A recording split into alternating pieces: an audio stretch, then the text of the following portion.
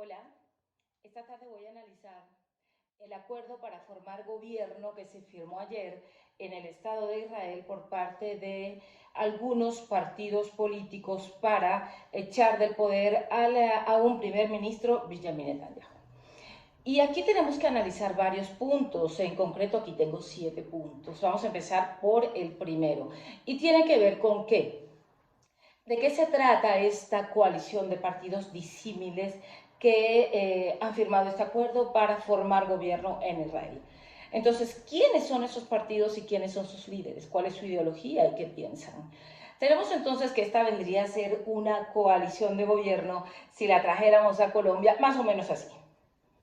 El uribismo con el petrismo, con el Partido Verde. Entonces tendríamos sentados en una mesa a Álvaro Uribe, a Gustavo Petro y a Claudia López.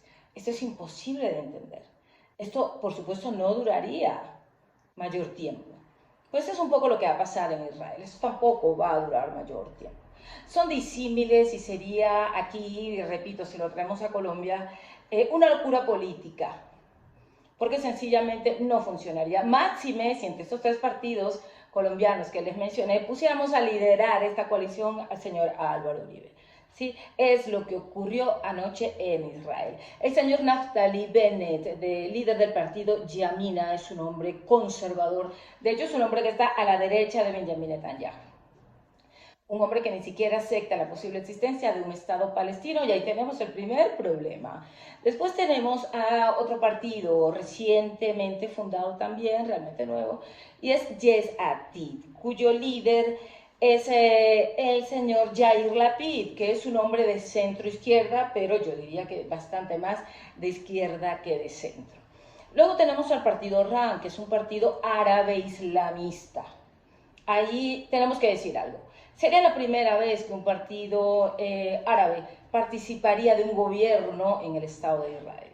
Sí, aun cuando el partido RAM y su líder, Mansur Abbas, han dicho que sencillamente ellos acompañan y firman esta coalición, pero que no harían parte del gobierno. Por lo menos hasta ayer, eso fue lo que dijo el señor Mansur Abbas del partido RAM.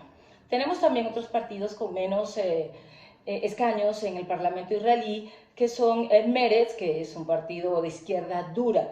Tendríamos también a Kahol Lavan, cuyo jefe es el actual ministro de Defensa de Israel, Benny Gantz, que es un partido que, aunque la gente se empeña en decir que es un partido de centro, es un partido realmente de izquierda. Entonces tenemos allí que muchos partidos son de izquierda y solamente un partido es conservador. Podemos hablar también de alguien que ha hecho parte de esta coalición, pero que no firmó ayer ese acuerdo, y se trata del partido Israel Beitenu, ¿sí? El partido Israel Beitenu, dirigido por Avigdor Lieberman, que es un hombre conservador también, pero sin embargo, igual que Bennett, alejado de los conservadores reales del Estado de Israel, que son los ortodoxos y el Likud, por supuesto, aunque Bennett es un hombre salido del Likud. Entonces, ese es el primer punto. Un segundo punto que tenemos ya formada esta coalición es, ¿cuál es el papel de los Estados Unidos acá? El día de hoy, el ministro de Defensa y jefe de Kahol Lavan, o azul y blanco, que se denomina el partido, Benny Gantz, está en los Estados Unidos, reuniéndose con el secretario de Estado Anthony Blinken para reforzar, afirma el ministro de Defensa, esa, fuerza sí sólida que hay entre los Estados Unidos e Israel. Pero esto es una fuerza que tú no tienes más que, valga la redundancia, reforzar. Los Estados Unidos e Israel están juntos y siempre lo van a estar. Este viaje se trata más bien de explicar, ¿sí?, qué ha pasado, en qué consiste la coalición y qué se viene en adelante si esta llega realmente a formar gobierno, es decir, a ser ratificada en el Parlamento israelí.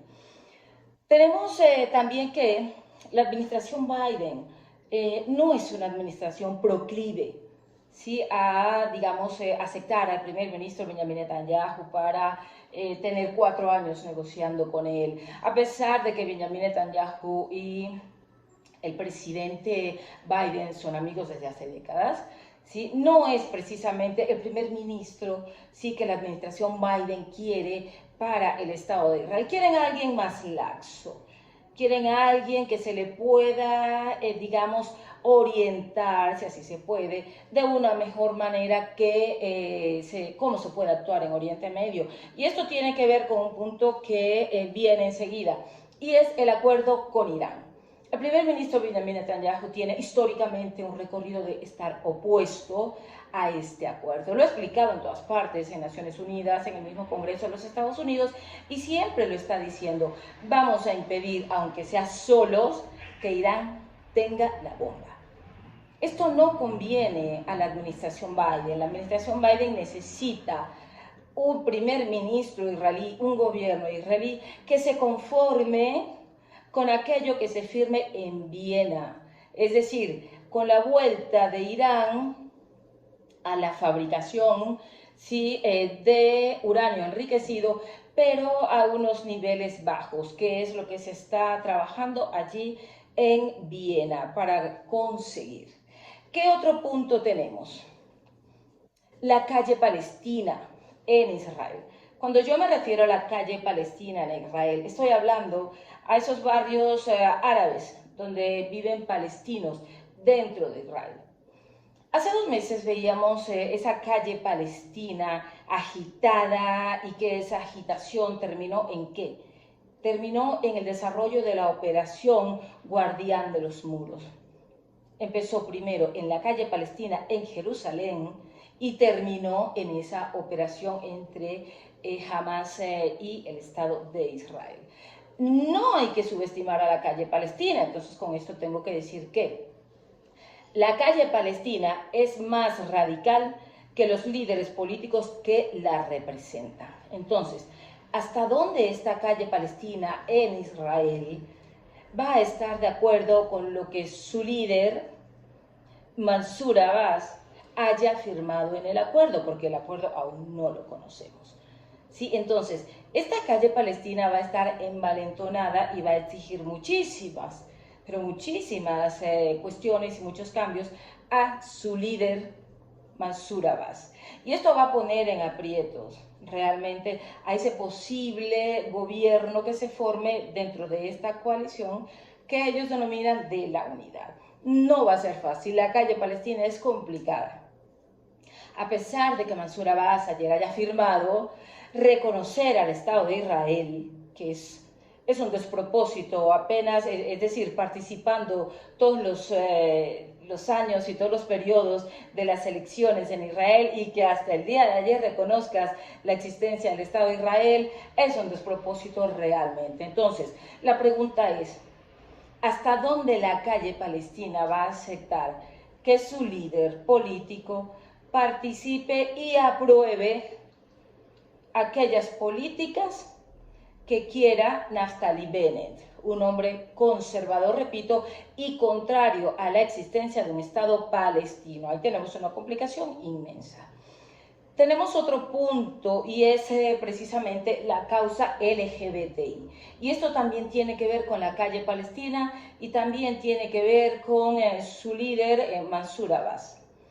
Algunos miembros del partido RAM, del partido árabe islamista, han dicho precisamente el día de hoy que no van a tolerar las leyes LGBTI que se puedan aprobar dentro de este gobierno si se llega a formar. No aceptarán la aprobación de ningún beneficio para la comunidad LGBTI. Entonces ahí tenemos un problema inmenso con el que se va a encontrar Naftali Bennett si llegara a ser primer ministro del Estado de Israel. Otro punto que tenemos, ¿cuál es? El propio Hamas. ¿Cómo mira Hamas esto? ¿Cómo entiende Hamas esto? ¿Es una debilidad del Estado de Israel? ¿Es una fortaleza del Estado de Israel? Su enemigo, que él reconoce, es Benjamin Netanyahu. Ahora, ¿hasta dónde puede llegar a ser la fortaleza de las decisiones que pueda llegar a tomar esta coalición y que pueda llegar a tomar Naftali Bennett si llega a ser primer ministro en el primer enfrentamiento que tenga con Hamas? y vuelvo entonces al partido árabe islamista RAM. En ese primer enfrentamiento que tenga Israel al mando de Naftali Bennett con Hamas, ¿cómo va a reaccionar el partido RAM? Este es otro gran interrogante que tenemos. Y por último tenemos algo que definitivamente es sorprendente. Después de la firma de este acuerdo para formar gobierno, la noche de ayer en Israel, es sorprendente cómo uno ve a israelíes influyentes, políticos y no políticos en redes sociales, alabar la coalición, pero en este sentido. Ellos afirman: siempre nos critican y nos dicen en Occidente que somos un Estado apartheid. Pues tenemos ahora en un gobierno al partido árabe islamista. Entonces ya no nos pueden decir que somos un Estado apartheid porque estamos dándole parte de nuestro gobierno a los palestinos. Israel no tiene necesidad de demostrar que no es un Estado apartheid, porque no lo es, sencillamente por eso. Es como si los israelíes dijeran hoy en día, y ahora estamos demostrando que somos una democracia. Israel no tiene por qué demostrar que es una democracia, porque lo es. Y todos lo sabemos, y todos lo vemos, y todos lo vivimos. Entonces, esta especie de autocomplacencia, al reconocer, sí, que solo ahora van a ser un Estado que no es de apartheid, es un error garrafal y monumental por parte de los israelíes. Repito, Israel es una democracia y no tiene que demostrarlo. Israel es un Estado igualitario donde no existe apartheid y no tiene por qué demostrarlo. Entonces es un error en el que están incurriendo políticos israelíes y otras personas u otras personalidades no políticas, pero influyentes dentro del Estado de Israel. Ahora, ¿cuánto puede durar esta coalición? Esta coalición realmente, por todo lo que les he dicho, es muy débil. Aún le falta ser ratificada en el Parlamento israelí y está por verse que allí logre ganar, porque tiene al frente a un primer ministro, a un Benjamin Netanyahu, haciendo todo lo posible porque esto no ocurra. Entonces, nos estamos enfrentando, o el mundo está siendo testigo de una batalla política allí en Israel. Ahora, ¿de qué manera se está dando esta batalla política? Ese es un interrogante que nos queda también. ¿Qué tan conveniente es para el Estado de Israel, ubicándose geopolíticamente donde se ubica, firmar un acuerdo de gobierno donde una persona estará 2 años en el poder y los 2 siguientes estará otra persona? ¿Eso habla bien de la democracia israelí?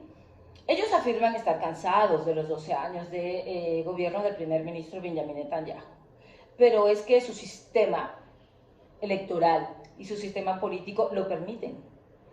Si están hartos de Netanyahu y de que otra persona venga y dure otros 12 años, o dure 10 años, o tal vez 14 años, entonces ¿por qué no cambian el sistema? Pero esto de hacer una coalición tan débil, tan absurda, si se quiere, solamente con el objetivo de echar a una persona del poder, no habla bien de los políticos israelíes, no está hablando bien de la democracia israelí, pero nos deja muchos interrogantes de que son capaces los políticos israelíes con tal de estar en el poder. Ese es el gran interrogante. ¿Qué va a pasar con la sociedad israelí? ¿Gana la sociedad israelí? ¿Pierde la sociedad israelí? Pues estamos a puertas de verificar si realmente esta coalición para formar gobierno que se firmó ayer en las horas de la noche en Israel va a llegar realmente al poder o no. Estamos a la espera entonces de que esto suceda o no suceda. Si no llega a suceder, quedaría la incógnita, o quedaría realmente la convocatoria inmediata a unas quintas elecciones en Israel. Y si esas quintas elecciones las gana otra vez el hoy primer ministro Benjamin Netanyahu, ¿qué va a pasar?